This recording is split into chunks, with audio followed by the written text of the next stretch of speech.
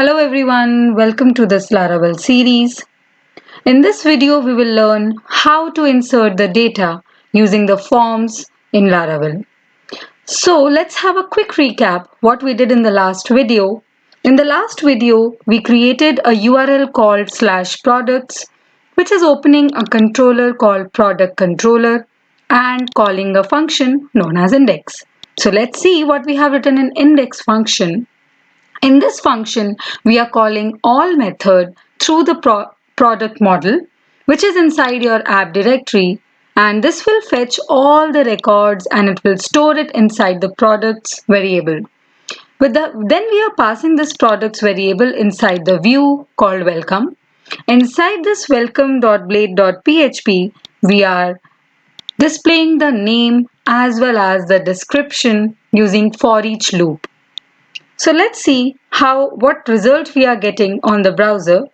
So let's start the server. I have already switched on the server on this port by writing php artisan serve.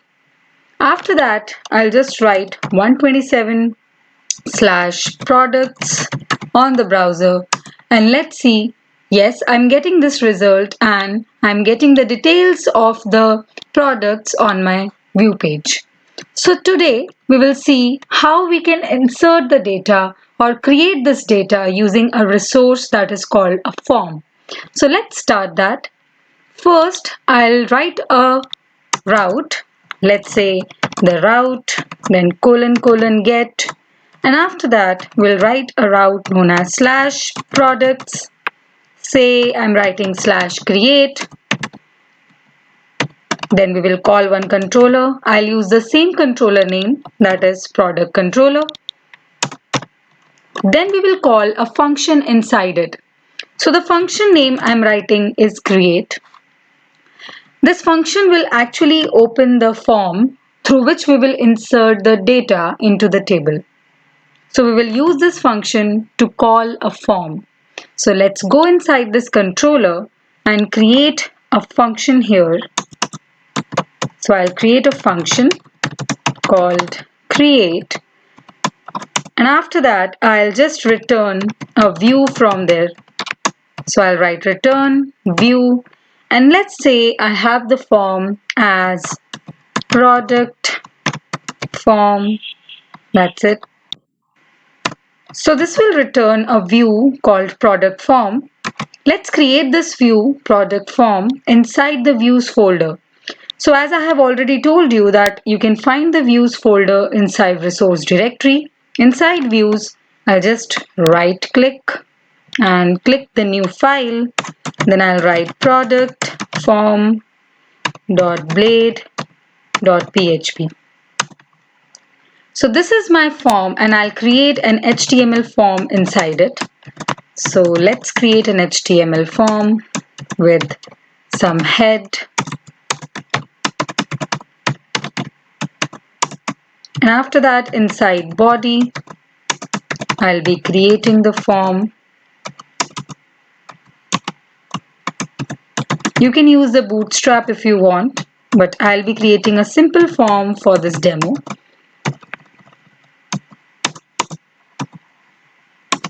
So now we'll create an input tag. Let's say input type equals to text, name equals to. So what are the columns we are having inside our database? Let's see that. The column names are name, description, price. That's it. This created at, updated at, we do not need to give the values, as well as ID, we don't need to give the value. So I'll be having 3 text boxes, one for name, one for description, and one for price. So I'll create 3 input tags here. Name equals to, say, the name of the product. Then let's say I will write a placeholder for it. So placeholder equals to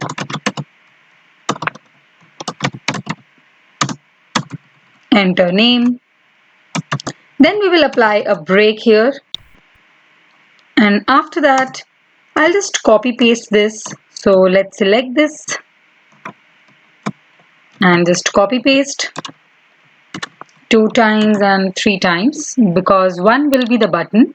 So I'll write description and then I'll write enter the description.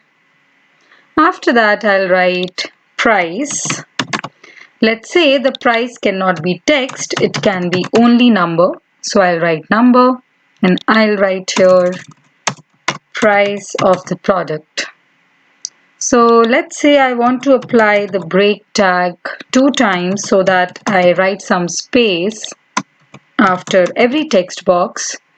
And here I will be writing a submit button. Input type equals to submit, name equals to submit. And let's say the value, oops, my mistake. The value will be, let's say, add product, or let's say add. So this is my form and I'll also include it inside some tags called as field set. This will create a beautiful border to my form and look good to eyes.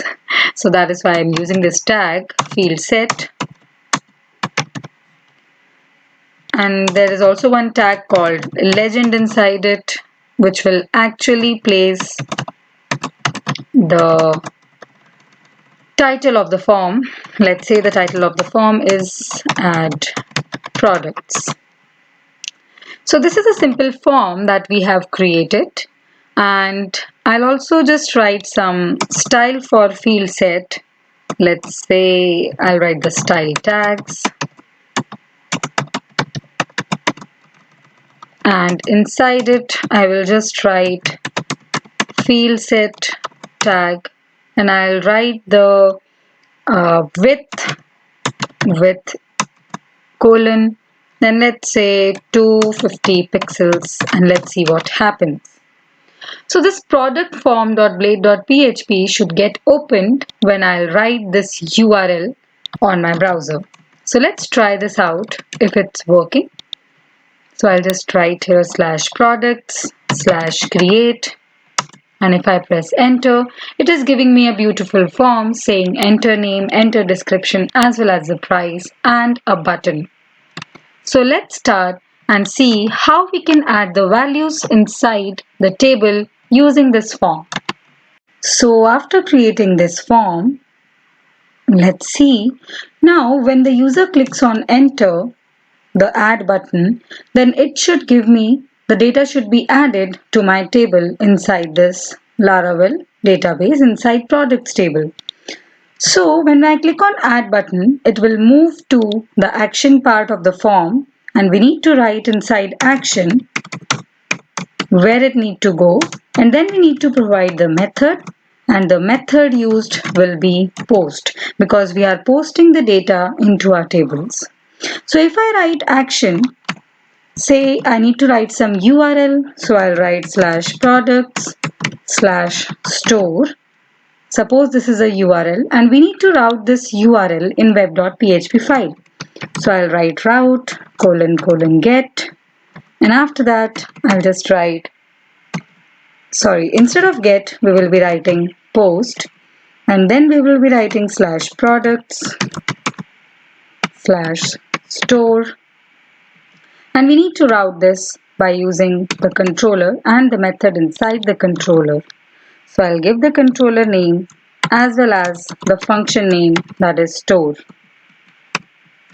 So this is how this URL will be called, and for this URL, this controller and this function inside the controller will be called. So inside this function, let's create a function first and just check whether this function is getting displayed there or not. So we will debug this part. So I'm creating a function called store, and I'll simply return hello. Like I told you in the previous videos that we need to check the functions using the return statement. So after writing this store function, now we will go to the browser and just refresh this page. We are getting the form to add products. So I'll be adding the details like mobile, then the description, Let's say description is something vague, that is HD screen, and then we will put the price of that mobile. So let's say the price I'm entering is 30,000. So if I now click on add button, it should go to this hello and it should go to the store method and it should print hello. So let's see if I get hello written. No. So I got this error 419 page expired. This is a special type of error. It's known as CSRF. The CSRF is basically the token which is sent from the user to when the user is requesting for the form, the CSRF token is sent. You can say the CSRF token stands for cross-site request forgery.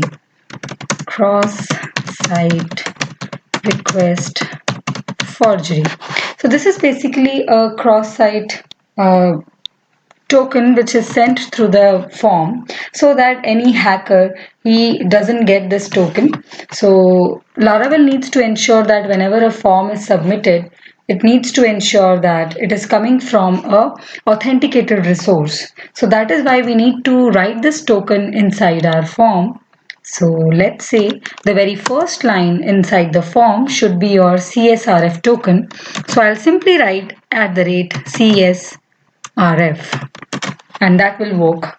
And now the Laravel knows that the request is coming from the form which is already having this token. So it will say that yes, it is an authenticated source. So now if I send the request again, let's go to the website, refresh this page again, and let's see here mobile, then we'll write HD screen and then the price, let's say 30,000. Now if I click on add, I am getting hello message. That means that 419 error has been resolved. So this is about CSRF. So we have tested that the store function is working well. Now we will write the code. Now we will write the code to enter the data which user is entering inside this form into the. In order to fetch the data from the form, we will be using a request object. So there is a request class. So I'll create an object with this request class. And this class is already included inside the controller file.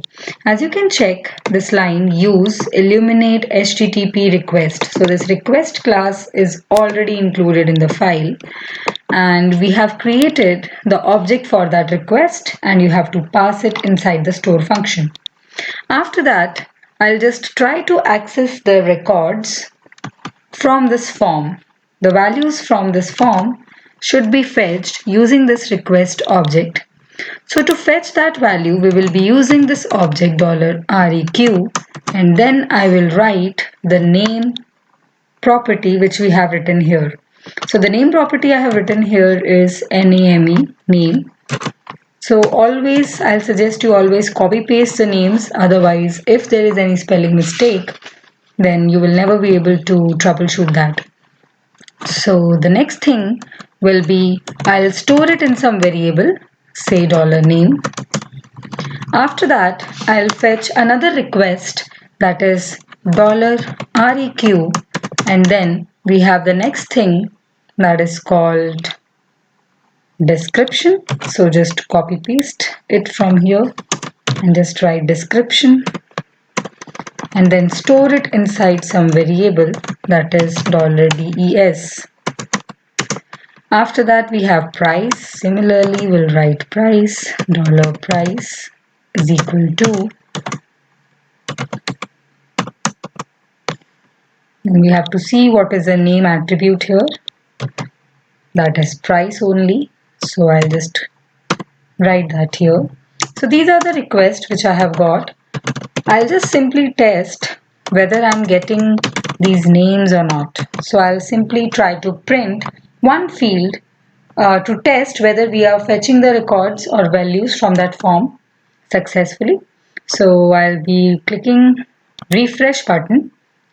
Whenever you make changes, you need to click the refresh button, otherwise you will get an error. So now I'll click on add, and yes, I got the name of the product, that is mobile. So that means we are able to fetch the values using this request object. So the next thing will be to add these values inside the table.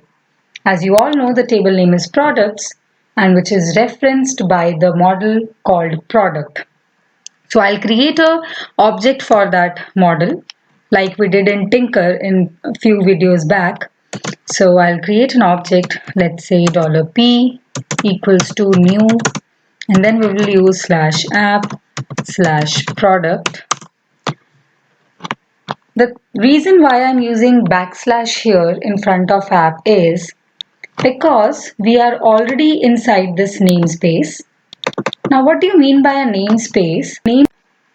To understand namespace, we can take a simple example of music library. Say you want to store some music files or songs on your system and you have stored it in the folder, say music, and you have two songs with same name but they have different artist. So what you can do is you can create two separate folders and you can store these two files or songs inside those two folders based on the artist. But you cannot store those two files with same name or with the same song name in the same folder. That is how you separate those two songs with each other by giving it in different folders or categorizing it according to their authors. Similar is the case with the namespace. These folders represent namespaces. Similarly, this controller, we can say it is inside app, inside HTTP, inside controllers. So we are currently in the namespace controllers. So if I don't write slash here, that means it will search for the directory or the model product inside. It will search it inside. Let me tell you that we are already inside this path. So we are already inside this path. Now it will search for this product model inside app again. So it will search it again inside app and then you will write product. So this is basically a wrong path. As we can see, this product model is not inside the controllers inside app, but it is inside this app directory. So that is why I need to write here backslash. That means this backslash represents the root directory. So we will always start with the root and we will go to the app directory inside which we have the product model.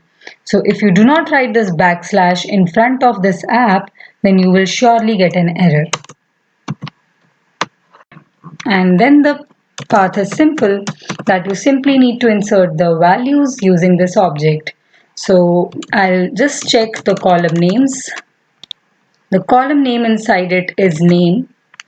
So I'll be writing name equals to this variable which we have written, that is actually fetched from the form. So I will write this variable name and after that I'll just copy paste this and just write here the column name, that is description. Be very careful about writing the column names and the variable names, otherwise you can get errors which you can't even recognize. And after that description, I will be writing price column name and then this variable, that is $price. So this is it, and then at the last we already know that we need to write the save method to update the timestamps in the columns.